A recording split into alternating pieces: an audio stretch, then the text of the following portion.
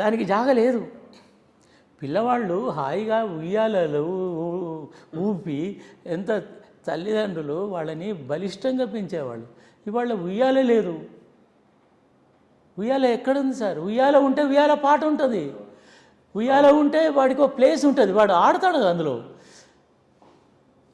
ఆ ఏజ్లో ఆ శిశువుగా ఉన్న సమయంలో వాడి బాడీ కదలికలు వాడు దాంట్లో లిమిటెడ్గా ఉయ్యాలు ఉంటే ఉయ్యాల పాటలు మీరు అన్నట్టు అదో శ్రావ్యంగా అదొక ట్రెడిషన్, ఓవరాల్ ట్రెడిషన్.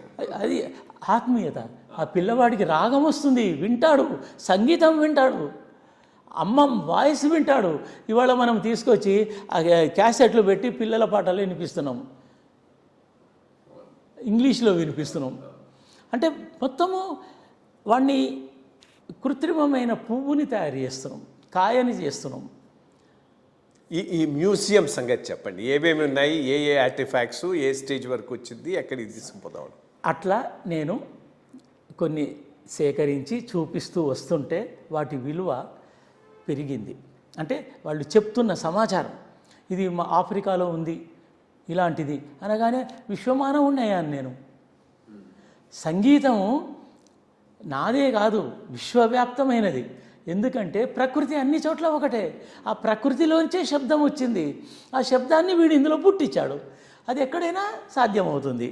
హెచ్చుతగ్గులు లేవు. ఇప్పుడు సంగీత వాద్యాలలో హెచ్చుతగ్గులు, గిటారు, వయోలిన్ ఇలాంటివి గొప్పవి. ఆ కాన్సర్ట్ గొప్పది, దానికి 1000 రూపాయలు పెట్టినా టికెట్ పోతాం. ఇక్కడ మన వాద్యాలని వినడానికి మనకు మనసొప్పదు. దీనిని మొత్తంగా ఇది సరి అయింది కాదని చెప్పడానికి నేను సంగీత వాద్యాన్ని తీసుకొచ్చి ఇది ఇట్లా, ఇది ఇన్ని పాటలు పాడతారు, ఇది ఈ ఏజ్ నుంచి నేర్చుకుంటారు, దీనికి ఒక ప్రత్యేకమైన కులం ఉంది, ఒక స్కూల్ ఉంది. ఆ తల్లిదండ్రులు దాన్ని వాడికి నేర్పడానికి తీసుకునేటువంటి అవి మనం చూస్తే ఆశ్చర్యపోతాం.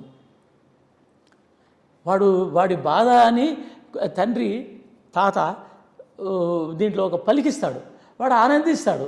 మళ్ళీ వాడు నువ్వు నేర్చుకోవాలి ఇది అంటాడు, నీ కొడుకు చెప్పవా అంట. ఇట్లా దాన్ని ఎడ్యుకేట్ చేయడం అంటే ఒక సంగీత శాస్త్రజ్ఞుడిగా తయారు చేయడం, కళాకారుడిగా కాదు. ఎందుకంటే వాడే తయారు చేసుకోవాలి, ఎందుకంటే మెటీరియల్ వాడికే తెలుసు. అడవిలో వెళ్ళి సొరబుర్ర 1 year ఉండాలి సార్. అది ఆ 1 year ఉన్న సొరబుర్ర పాడు కాదు, విరగదు. 300-400 ఏళ్ళు ఉంటాయి అక్కడ. అది ఎండనే ఎండదు. వీడు ఇక్కడ కోసుకొచ్చి కిన్నెరకు ఇది కడతానంటే పగిలిపోతుంది. సో ఇవన్నీ మీ దగ్గర ఉన్నాయి. 350 అన్సీన్ అన్హెర్డ్ మ్యూజిక్ ఇన్స్ట్రుమెంట్ మన కలెక్షన్లో ఉన్నాయి. వాటికి ఒక ప్లేస్ కావాలి. అట్లా 6 మ్యూజియంలు ఉన్నాయి సార్. సంగీతము, ఆ తర్వాత లోహ కళా వస్తువులు, జీవితం, పనిముట్లు, పరికరాలు అదొక విభాగం. ఆది చిత్రం ఇంతకుముందు చెప్పామో మనం, అది అటు బందరు ఇటు చేరియాల మధ్యలో ఆదివాసుల పటాలు, ఇవన్నీ కలిపితే ఒక మ్యూజియం. ఇట్లా 6 మ్యూజియంలు. ఆది అక్షరం, ఈ అక్షరం మన తెలుగు అక్షరము ఎట్లా కనిపిస్తుంది, ఎట్లా ఎవాల్వ్ అయింది లిపి, అన్నీ ఒరిజినల్స్ లేకపోతే కొన్ని తయారు చేయించాం. కర్ర పుస్తకం ఉంది, చర్మంలో పుస్తకం రాసుకున్నాడు. ఎందుకంటే అది 4 కాలాల పాటు బతుకుతుంది. భూమికల మీద అక్షరాలు రాశాడు, అవి ఉన్నాయి. ప్రపంచంలో అన్ని చోట్ల ఉన్నాయి. మన దగ్గర మన అక్షరం ఉంది. 6 మ్యూజియంలని ఎక్కడ పెట్టాలి, ఏం చేయాలి? 6 అమ్మాయిలు నాకు పిల్లలు ఉన్నారు, బిడ్డలు. వీళ్ళని అత్తారింటికి పంపాలి, ఒక మ్యూజియం తయారు చేయాలి. అది నేను సేకరణ, వాటి హిస్టరీ, వాటి ప్రాశస్త్యము, వాటి ప్రమోషను ఇవి చేయగలను. కానీ మ్యూజియం పెట్టాలంటే స్టేట్ గవర్నమెంటు, సెంట్రల్ గవర్నమెంటు 2 అనుమతులు ఇవ్వాలి. ఇది నాకు తెలియదు. తెలిస్తే నేను ఇంత బరువు మోసేవాడిని కాదు. వేరే విషయాలని ఈ ప్రవచనకారులు వాళ్లకు సంబంధించిన విషయాలు చెప్పినట్టుగా ఈ సాంస్కృతిక వైభవాన్ని, తెలుగు ఔన్నత్యాన్ని, ఇలాంటి ప్రజల యొక్క క్రియేటివిటీని ఒక పద్ధతి ప్రకారంగా మొత్తం ప్రపంచానికి తెలియజేయాలనేది నాకుండింది. కానీ అది ఆగిపోయింది. 15 ఏళ్ళు అయింది నేను రిటైర్ అయ్యి, 16 ఏళ్ళు నేనేం చేయలేని పరిస్థితికి వచ్చాను. ఎందుకంటే వాటి ఎస్టాబ్లిష్మెంట్. ల్యాండ్ అడిగాను, ల్యాండ్ లేదన్నారు. ఒక ఓల్డ్ బిల్డింగ్ అన్నాను, ఓల్డ్ బిల్డింగు లేదు. ప్రయత్నాలు జరిగాయి. సీఎంని కలిశాము. వారు చాలా అద్భుతంగా మ్యూజియం ఎట్లుండాలి చెప్పాడు. వాళ్ళ అది ఆధికారిక యంత్రాంగంలో కొంతమంది సహకరిస్తున్నారు, కానీ కావడం లేదు. ఈ రోజు వరకు కూడా హామీ లేదు. కాబట్టి అది పెట్టడం వల్ల ఇప్పుడు కల్చర్ డిపార్ట్మెంట్ ఉంది, బాగుంది, బాగా చేసుకుంటున్నారు. ఆ కళాకారులను, తయారైన కళాకారులను, ఉన్న కళాకారులను మీరు తీసుకొస్తారు. నేనేమంటున్నా, నేను కళాకారులను తయారు చేస్తాను. ఈ మ్యూజిక్ ఇన్స్ట్రుమెంట్స్ ఉన్నాయి, మ్యూజిక్ ఇన్స్ట్రుమెంట్ ఒక్కటి వాయించడం కాదు, దాని మీద వాడు పెర్ఫార్మెన్స్ చేయాలి, దానిని రిసైట్ చేయాలి ఓవరాల్గా. ఆ పెర్ఫార్మెన్స్లో కాస్ట్యూమ్స్ వస్తాయి, దాంట్లో వేరే సంగీతం వస్తుంది. కాళ్లకు ఇవి గజ్జలు వస్తాయి, ఇక్కడ వస్తుంది, గిల్లకాయల శబ్దం వస్తుంది, గుజ్జుడి మొగ్గల శబ్దం వస్తుంది. ఇవన్నీ మ్యూజిక్ ఒకే పెర్ఫార్మెన్స్లో, ఒకే సంగీత గోష్ఠి. సంగీతము సెపరేట్ కాదు, అది amalgamation of all arts, fine arts.